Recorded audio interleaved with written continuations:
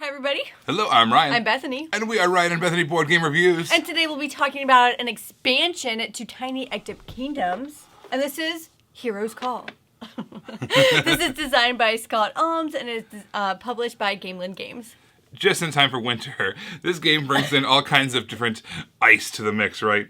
So basically what it's going to do is it's going to add in a whole bunch of different landscapes, all of which are icy, a whole bunch of different characters, which are, a lot of them, icy, and some icy interaction between players.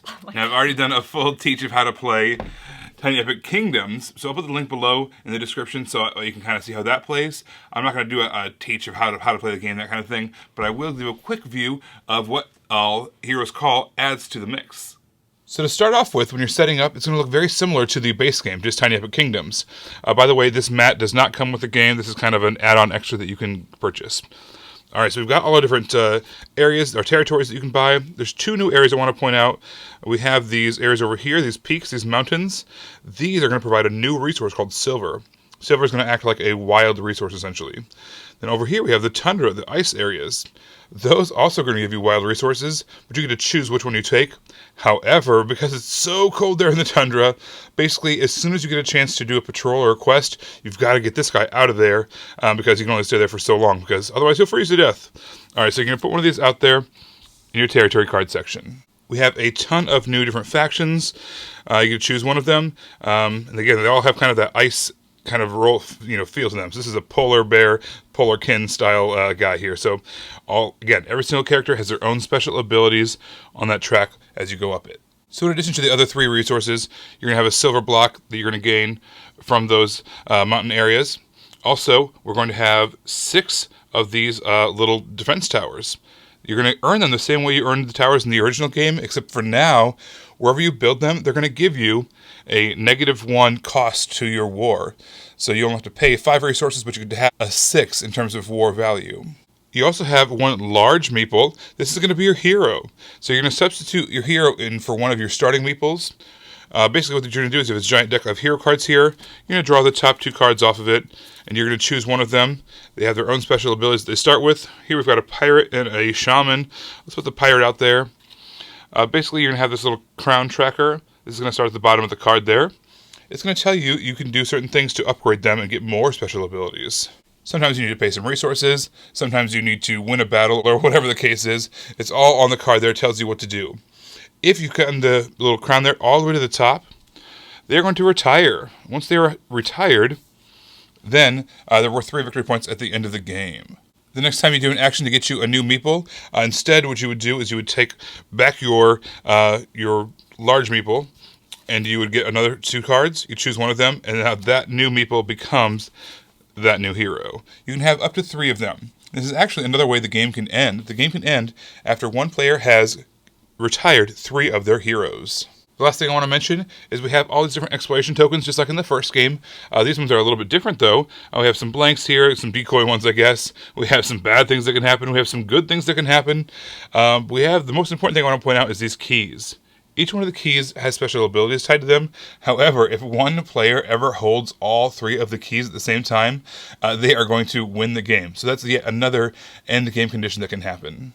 Don't forget, if you haven't gone back and watched our original video to learn how to play, go ahead and watch that so that way you kind of know the base rules.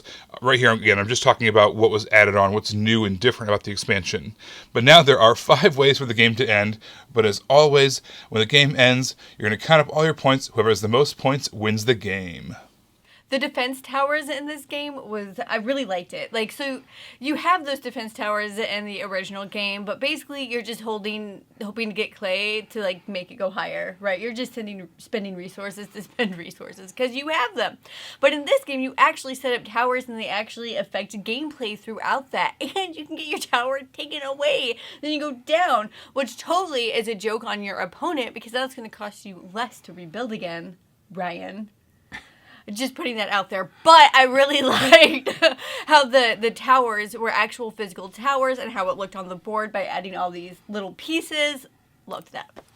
I like it when expansions add variety without adding complexity. There's already a ton of different territory cards. There's already different character cards. This adds a ton more territory cards, a ton more character cards, adds a whole bunch of these hero cards. It basically is a great way to do an expansion for a game. It gives you all the things you love about the game and a little bit more without changing the game, without changing the complexity of the game, without changing the scope of the game, without changing what the game is and what it represents, just adding to it and making it more of what it already was. So if you watched our first review, you'll know that we thought the 2-player version of the game was totally fine. It was just the game really wanted you to play the 3 and 4 player count. They had a variant and it worked, but they just didn't want you to. There wasn't a lot of interaction. But I felt like with the hero cards, there was a lot more interaction. I felt like what I felt I was lacking in a 2-player game, I was able to regain with the expansion. That there was more interaction, there was more going on. You might actually try to do something that you wouldn't have done in the original 2-player game. So even though it wasn't an issue, because it wasn't, it fixed what wasn't an issue for me. What could have been an issue. What could have been an issue, yes. Yeah, this is overall a great expansion. I think that, like I said, it adds everything without taking away from the core game. It's simple, it's fast, it's fun. The rule set is basically the same. There's so little rules to teach. This game is just super simple, refined 4X game in a small package. I say the expansion adds to it. If you're looking for more variety on top of what the base game already gave you can't go wrong with Hero's Call. And the expansion is still balanced, I feel. So I really liked that it added more, but whenever we played, we were always within a point of each other. So it added more, but it didn't divide that at all. So this is definitely one I would check out if you particularly play a lot of 2-player games and you just were a little dissatisfied with the base game of that. I would definitely get a chance to check this out. All right, you guys, we have done it. Yes! We did it! We did it. The world's best cup of coffee. I could use some coffee right about now. You guys, we have reviewed every single bit of Tiny Epic content that has been released to date. This is our party dance. It's your party dance. And we have loved so much of it. But you know what? There's some of it we haven't loved. That's true. So we're going to talk about that. Basically, you want to stay tuned. Be sure to subscribe to our channel so you can see what's coming up next month. We're doing a whole lot of surprises, but one of them at least is going to be where we talk about every Tiny Epic game and expansion that we've played, rank them, and give you recommendations. Which ones are the best ones? Which ones are the ones that you can pass on? I think it's going to be a great time. If you've been enjoying any of those series that we've talked about, you probably know a little bit of hints along the way, how we feel about certain ones. But yeah, definitely don't miss out on that list. It's going to be a lot of fun. And like I said, all month long, some more surprises coming in. Well, because of that, you'll want to make sure to subscribe so you can see our videos as they come out. Until then, you can find us on Facebook, we're Ryan Bethany Board Game Reviews. On Instagram, we're Ryan and Bethany. And on Twitter, we are Ryan and Bethany 1. You guys, thanks so much for watching, and we will see you next time. Bye.